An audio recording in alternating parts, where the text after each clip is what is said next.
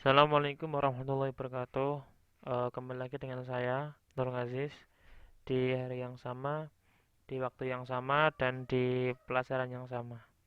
Semoga semuanya dalam keadaan sehat dan tetap semangat semuanya. Oh ya, sebelum kita mulai, marilah kita sama-sama membacakan surat Al-Fatihah kepada Bapak dari teman kita yang sudah meninggal dunia, yaitu Bapak dari Novan kelas 9B. eh, Khususan ilah rohi bapaknya Novan. Al-Fatihah. Bismillahirrahmanirrahim. Alhamdulillahirabbil alamin arrahmanirrahim maliki yaumiddin iyyaka na'budu wa iyyaka nasta'in ihdinas siratal mustaqim siratal ladzina an'amta 'alaihim ghairil maghdubi 'alaihim waladdallin. Semoga uh, diberi husnul khotimah dan keluarga yang ditinggalkan diberi kesabaran dan ketabahan. Baik, sebelum kita memulai pelajaran pada siang hari ini, marilah kita sama-sama membaca basmalah. Semoga apa yang kita pelajari nanti bisa bermanfaat buat kita semua. Bismillahirrahmanirrahim. Tema yang akan dibahas pada siang hari ini adalah mengenai meraih kesuksesan dengan optimis, ikhtiar, dan tawakal. Berbicara mengenai optimis, ikhtiar, dan tawakal, ketiga tersebut sudah disinggung di dalam Al-Quran. Yang pertama adalah Quran surat Az-Zumar surat ke-39 ayat 53.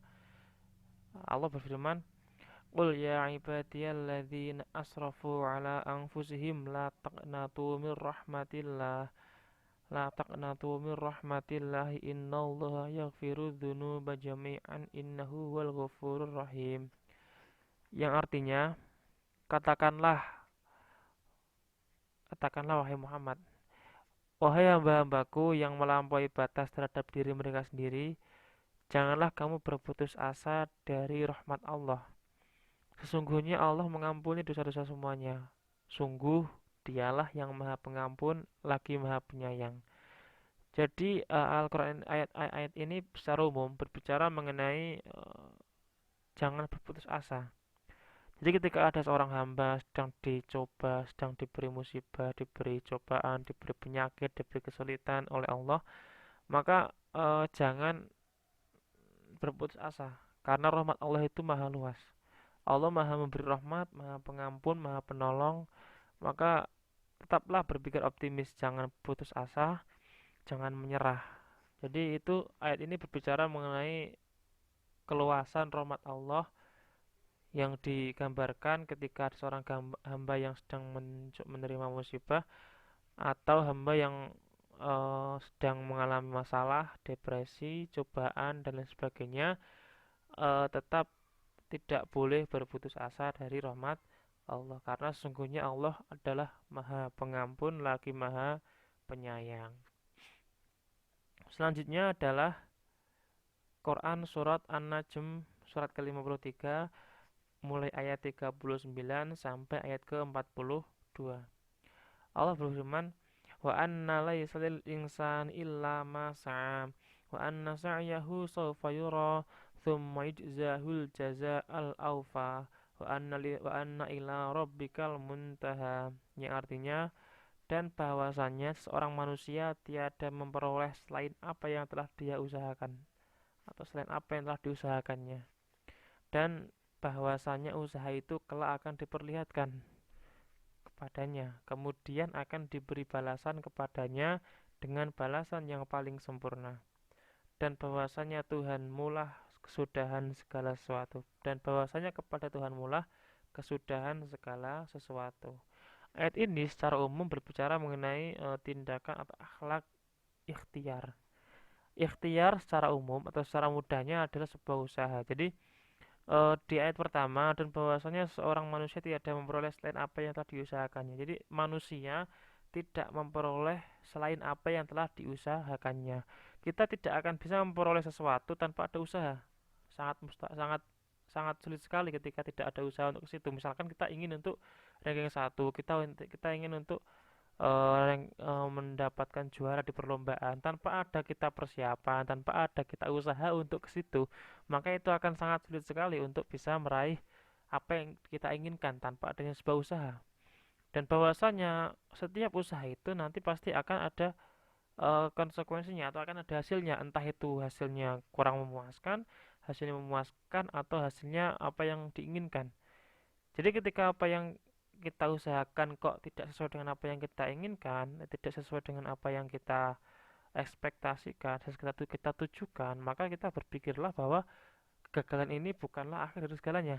Dari kegagalan yang sudah kita pernah alami atau kegagalan yang sedang kita alami itu bisa menjadi sebuah pelajaran untuk kita ke depannya bagaimana, untuk kita langkah selanjutnya bagaimana. Jadi tergantung seseorang itu menilai dari segala sesuatu yang sedang diterimanya. Ketika kita berhasil, maka uh, usaha kita tidak sia-sia. Begitu juga ketika kita gagal juga tidak sia-sia. Tetapi bagaimana tergantung kita menyikapi kegagalan itu dengan sudut pandang yang lain. Itulah mengenai ikhtiar. Jadi ikhtiar itu secara umum, secara mudahnya adalah sebuah usaha. Ketika kita ingin sesuatu, kita ingin menuju ke sesuatu hal tanpa adanya usaha, maka itu akan sangat sulit sekali. Itulah namanya ikhtiar. Nah, ikhtiar itu adalah usaha. Selanjutnya adalah Quran surat Ali Imran, surat ketiga ayat 159. Allah berfirman, "Fabima rahmatim minallahi lintalahum walau kunta fadhan ghalidhal qalbi lang faddu min hawlik fa'fu anhum wastaghfir lahum wasyawirhum fil amr fa idza azamta fatawakkal 'alallah innallaha yuhibbul mutawakkilin." Yang artinya, maka disebabkan rahmat dari Allah lah kamu berlaku lemah lembut terhadap mereka. Sekiranya kamu bersikap keras lagi berhati kasar, tentulah mereka menjauhkan diri dari sekelilingmu. Ini yang dimaksud adalah Nabi Muhammad. Karena itu maafkanlah mereka, mohonkanlah ampun bagi mereka, dan bermusyawaratlah dengan mereka dalam urusan itu. Kemudian apabila kamu telah membulatkan tekad, maka bertawakallah kepada Allah. Sesungguhnya Allah menyukai orang-orang yang bertawakal kepadanya. Berbicara tadi sebelum ini adalah mengenai ikhtiar, maka ikhtiar kelanjutannya adalah tawakal. Jadi ada urutannya. Kita sudah ikhtiar, kemudian baru tawakal. Jangan kok tawakal saja, jangan ikhtiar saja, tetapi harus ada dua-duanya dan senantiasa berpikir optimis. Jadi tiga hal ini saling melengkapi. Ketika kita ingin sesuatu, misalkan kita ingin menuju ke ranking 1 atau mungkin ke ranking 2 atau ke ranking 3 atau 10 besar, maka kita harus ada usaha untuk ke situ. Kita belajar, kita sering-sering mengerjakan tugas-tugas dengan dengan disiplin. Kemudian nanti setelah semua dilakukan, kita tawakal, kita pasrah apa yang sudah kita usahakan kepada Allah. Maka nanti ketika hasilnya keluar, itulah uh, sudah ditetapkan oleh Allah. Entah itu baik, entah itu kurang baik. Semuanya ada hikmahnya masing-masing. Kemudian berbicara tentang ayat Al-Quran, maka tidak bisa lepas dari yang namanya ilmu tajwid. Dalam hal ini yang akan dibahas adalah mengenai qalqalah. Apa itu qalqalah? Qalqalah adalah memantul atau membalik, yaitu bacaan Al-Quran yang memantul atau membalik. Jadi ada semacam pantulan dari huruf tersebut. Huruf qalqalah ada 5, yaitu qa, tof, qaf, to, ba, jim, dan dal. Qa, to, ba, jid, qa, to, ba, jada, itu atau qa, tof, qaf, to, ba, jim, dan dal. Qalqalah dibagi menjadi dua. Pertama, qalqalah sughra. Apa itu qalqalah sughra? Nanti dulu. Yang kedua adalah qalqalah kubra. Qalqalah sughra adalah apabila ada huruf qalqalah yang berharokat sukun dan berada di tengah-tengah kalimat. Jadi seperti contoh, summa yujzahu la taqnatu. Jadi huruf qaf dan huruf jim diharokati sukun, itulah namanya huruf qalqalah atau itu adalah namanya bacaan qalqalah. Jadi ketika ada 5 huruf ini, ada qaf, to, ba, jim, dan dal, berharokat sukun seperti ini, harokat sukun, maka itu adalah huruf atau bacaan qalqalah. Tsumma yujzahu la taqnatu, seperti itu. Jadi membahasanya adalah memantul yujzahu taqnatu. Ada ada pantulan dari suara yang ada pantulan dari huruf yang disukun tersebut. Yang kedua adalah qalqalah kubro.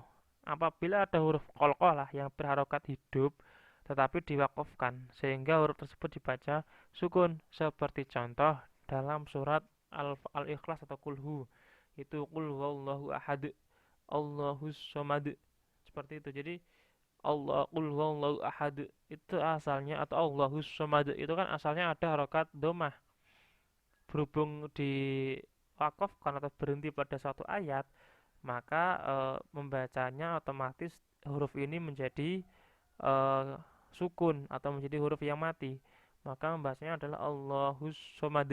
Jadi bukan Allahus somadu, tapi Allahus somad. Di contoh yang lain adalah surat Al-Falaq atau Qul a'udzu birabbil falaq. Jadi seperti itu, Qul a'udzu birabbil falaq min syarri ma khalaq. Jadi huruf qaf itu yang asalnya ada harokat fathahnya, ketika di akhir ayat maka otomatis menjadi uh, qalqalah. Seperti pembacaan seperti ini. Min syarri ma khalaq, bukan min syarri ma khalaqa. Jadi simpelnya qalqalah itu adalah ketika ada huruf tadi ko, kof, to, ba, jim dan dal, atau disingkat kalau saya dulu belajar singkatannya adalah baju di toko. Ba, jim, dal, tof, to, dan kof. Itu diharokati sukun atau dibaca sukun. Maka otomatis membacanya adalah memantul. Itu qalqalah. Sekarang mana optimis, ikhtiar, dan tawakal. Optimis bermakna secara mudahnya bermakna di dalam kehidupan ini manusia tidak akan terlepas dari cobaan dan ujian. Ujian tersebut bisa berupa sakit, kesusahan, kegagalan, dan lain sebagainya. Langkah menghadapinya adalah dengan optimis. Optimis secara umumnya adalah berhati teguh, berpikiran teguh, tidak mudah putus asa, tegar, dan jangan ambyar. Jadi jangan berputus asa, karena ketika orang sudah putus asa maka dia tidak akan produktif lagi. Yang ada pikirannya kalut, sedih, terus sedih berkelanjutan, kalut, depresi, bahkan sampai stres. Jadi optimis ini mengajarkan pada kita bahwa ketika ada musibah, kesusahan, kegagalan atau apapun itu dihadapi dengan tegar, dihadapi dengan pikiran yang optimis, pikiran yang tidak kalut, tidak sedih. Kalaupun sedih tidak berlama-lama, karena ada suatu hal, yaitu ada rahmat Allah di depannya. Jadi ketika di balik cobaan, di balik ujian, di balik musibah pasti ada rahmat Allah, ada pertolongan Allah, ada hikmahnya dari semua itu. Itulah optimis. Optimis lawan katanya adalah putus asa. Jadi ketika optimis adalah pikiran yang teguh, pikiran yang tidak sedih, hati yang teguh juga, keteguhan hati dan sifat positif dalam menghadapi cobaan. Itulah optimis secara umum, secara umumnya seperti itu. Yang kedua adalah ikhtiar. Apa itu ikhtiar? Tadi sudah dijelaskan di awal bahwa ikhtiar adalah sebuah usaha. Lebih tepatnya adalah dalam kehidupan ini, di dalam kehidupan di sekitar kita. Tentu kita pernah melihat atau bahkan mengalami sendiri perasaan putus asa dalam menghadapi masalah hidup. Entah karena putus cinta atau gagal dalam suatu hal. Keputusasaan tersebut dialami karena seorang tidak menggunakan pikirannya untuk ikhtiar mencari solusi dari permasalahan yang sedang dialami. Jadi antara optimis dengan ikhtiar itu merupakan ada sebuah keterkaitan. Tadi ketika dia menerima cobaan, kenapa dia bisa berputus asa? Karena dia tidak menggunakan pikirannya untuk berusaha mencari solusi. Jadi ikhtiar secara mudahnya adalah berusaha untuk sesuatu hal yang bersifat positif. Itu namanya ikhtiar. Yang terakhir adalah tawakal. Jadi tawakal di sini adalah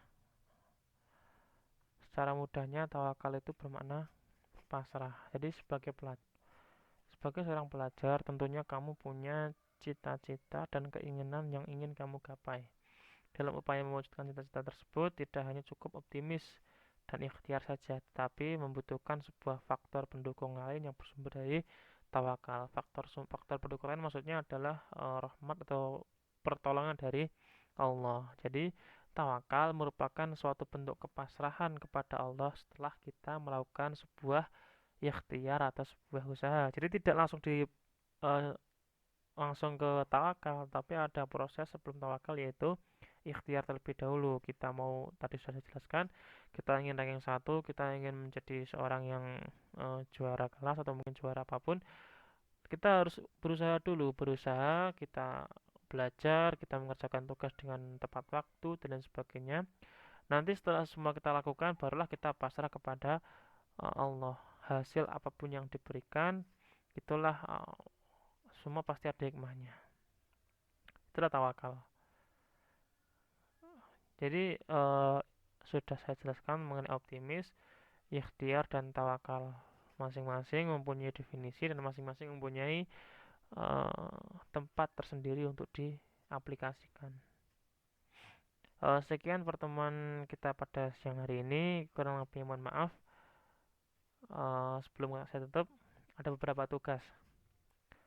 Pertama, tugasnya adalah mencatat apa yang sudah diterangkan di video ini. Catatan akan dinilai secara acak di pertemuan-pertemuan berikutnya. Yang kedua, kerjakan tugas yang ada di Google Form yang akan saya share atau saya bagikan besok pada hari Senin. Ini kan rekamannya nggak hari Senin ya, tapi akan saya bagikan nanti pada pertemuan PAI di grup kelas masing-masing. Yang ketiga, tugas PAI tidak ada yang dikumpulkan di sekolahan kecuali bagi siswa yang tidak mempunyai paketan untuk mengisi tugas di Google Form. Nanti bisa langsung datang ke sekolahan dan meminta soal kepada saya. Nanti akan saya kasih. Dan kemudian dikumpulkannya juga di sekolahan. Ketika nanti tidak mungkin mengerjakan di Google Form, mengumpulkannya nanti hari Kamis langsung ke saya di kantor guru. Kemudian catatan-catatan yang kalian catat itu nanti akan dinilai entah kapan, nanti akan saya suruh atau saya instruksikan untuk mengumpulkan di sekolahan. Tapi bukan pertemuan ini atau pertemuan besok, nanti akan saya umumkan lebih lanjut lagi. Tunggu saja informasi selanjutnya. Sekian, harap dimengerti. Akhirul kalam. Wassalamualaikum warahmatullahi wabarakatuh.